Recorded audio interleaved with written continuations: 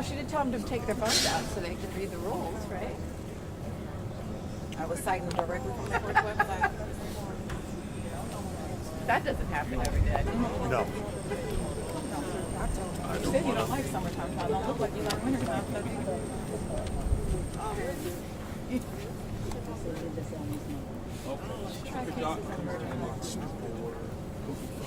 Ex-PDS lawyer, is a PD down there. I mean, some job. He worked it. Just blessed. Attorney Ford, Deon K's sister Keena, and Roderick Thompson. who's also counsel on the case. And these are supporters and family of the Deon K's family. Are you all ready? We are. If somebody, are you the only one speaking from the family? Yes. Okay. All right. I just wanted to make sure we had that. What's your name? Okay. And I don't know how we Are we ready for her? Are you ready? I'm ready. Okay. Whenever you think. just say your name as well. My name is Keena K. I'm the family of Deon K. Deon was our son, our brother, our family. He was only 18. His life was taken from us. Every day since then has been painful. Every day is reminds us that Deon should be alive. ACD jury heard the facts. They looked at the evidence and they said Deon's life is matter. But now the DC Attorney General Office is trying to do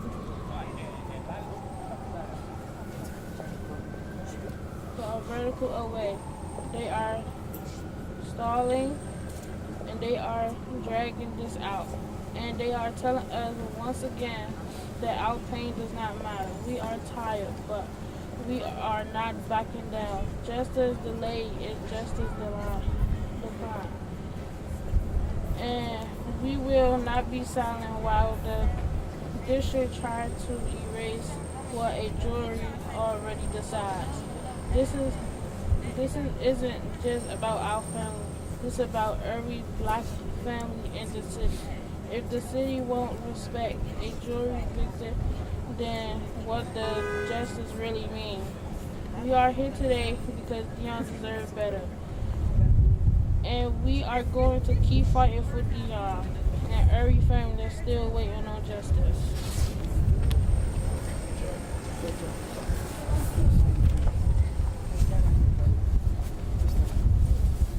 So thank you all for coming.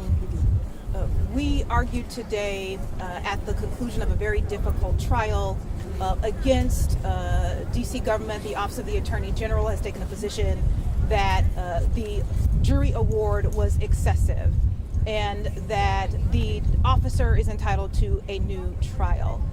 And the evidence clearly shows that the jury entered into a deliberative process.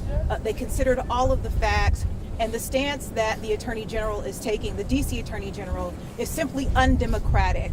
It is very rare for a judge to reverse a verdict that was reached by 8 different people. And I just want to remind people that this jury was a mostly white jury. And yet they saw the evidence, they heard the testimony, and they deliberated for a few days, and they reached a unanimous conclusion. That is a part of our democratic process. But the DC Attorney General is very undemocratic in their approach to this case. Now, it would be one thing if they had a meritorious argument, but you heard in the courtroom, it was very clear that the judge was concerned that they were presenting case law that didn't apply to back up their position. And what that means is that the Attorney General, the DC Attorney General's office, is using taxpayer dollars and using up finite resources to fight the juries that belong to plaintiffs. It's not just black plaintiffs, even though in this case, the mother is a black mother, but every taxpayer and every DC resident should be concerned about the Attorney General's stance in cases like this. So even after today, if the judge rules in our favor, the Attorney General, the DC Attorney General, could decide to file an appeal. And so then we have to wait even longer. Mind you, Deon K was killed in 2020. This is a George Floyd era shooting, and so we would still have to wait. And when meritorious appeals are pursued, that's one thing. but it's very clear that they have nothing to stand on. And because they did not properly prepare their case, as you heard, they were concerned that they didn't have a rebuttal expert to rebut our pain and suffering expert, but that's because the DC government missed the deadline. So that's them. But even had they had that expert, the jury saw the body-worn camera footage where an officer was trying to keep Deon alive after being shot in the chest, and that didn't happen. And so the jury has to factor in, okay, how much conscious pain and suffering, how long was he alive after he was shot, and then how much suffering did he endure, and they have to watch the evidence. And it was very difficult for them to do. So for Brian Schwab's office to now come along and do this and fight against this shows that he's actually fighting against a democratic process. And I like to expose the hypocrisy of this, because on the one hand, he would sue the President of the United States and say, hey, we don't want the National Guard here. But on the other hand, when it comes to local issues involving local DC residents and our local juries, he fights that. And so that's one of the reasons why I declared my candidacy yesterday for mayor, to expose the hypocrisy in all of these systems. And so this family has been a victim of that hypocrisy, and all DC residents need to know how their taxpayer dollars are being used by the Office of the Attorney General for nothing and for naught. And so we'd ask all residents to stand with us and keep following this case and put pressure on the DC Attorney General, because they use up taxpayer dollars spinning their wheels, not properly preparing for cases, and they particularly do it when the plaintiffs are plaintiffs of color, regardless of the makeup of the jury. Are there any questions?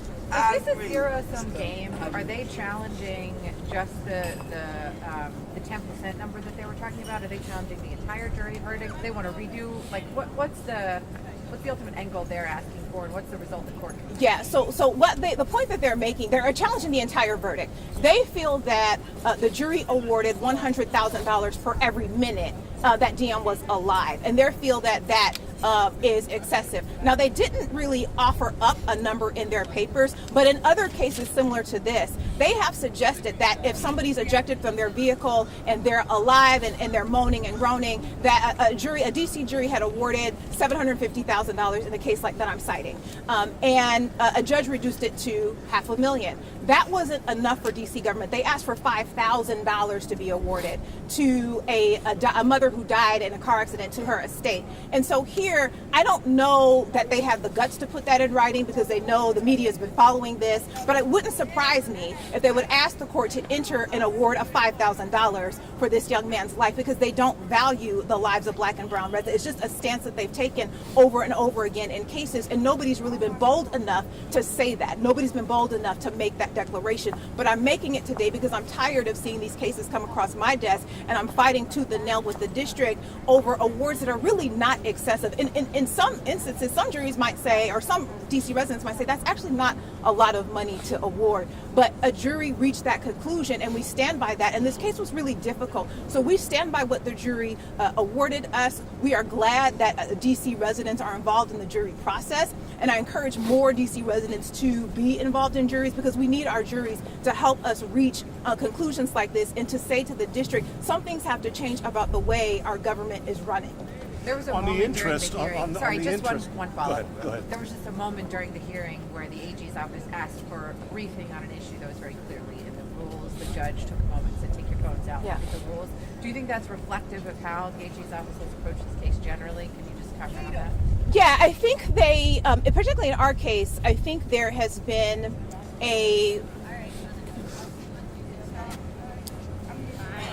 how do I want to say this?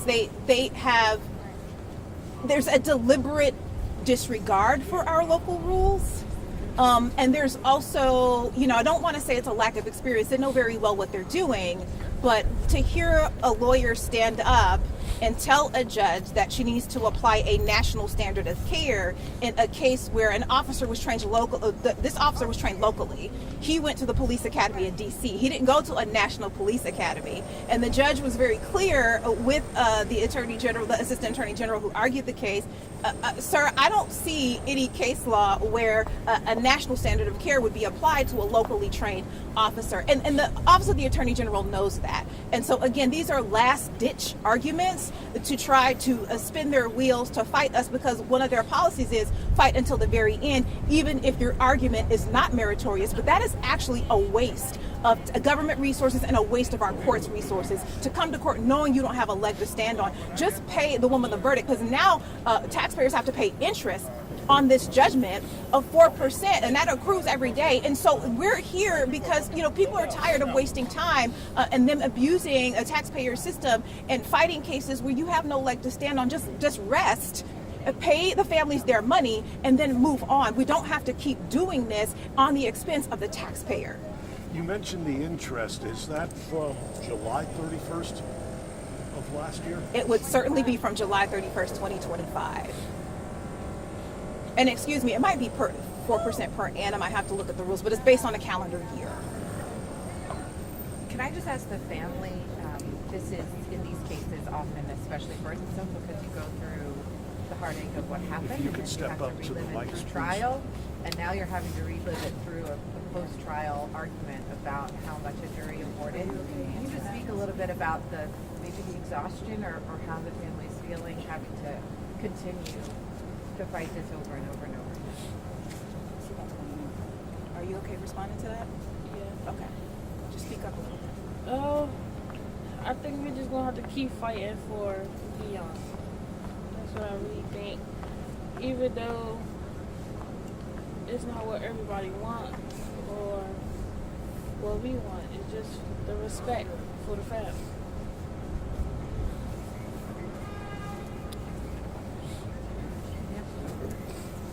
Anything we didn't ask we should have? Justice for Deon. I don't know. Justice for Deon. Justice for Deon. Yeah. All right. Justice for I Deon. just called him. All right. Thank you, everyone. Okay, thank you. I'll holler at you. Okay, job. bye, Roger. Thank you. I think this is right here. Right. Oh, I forgot to. Yeah, both.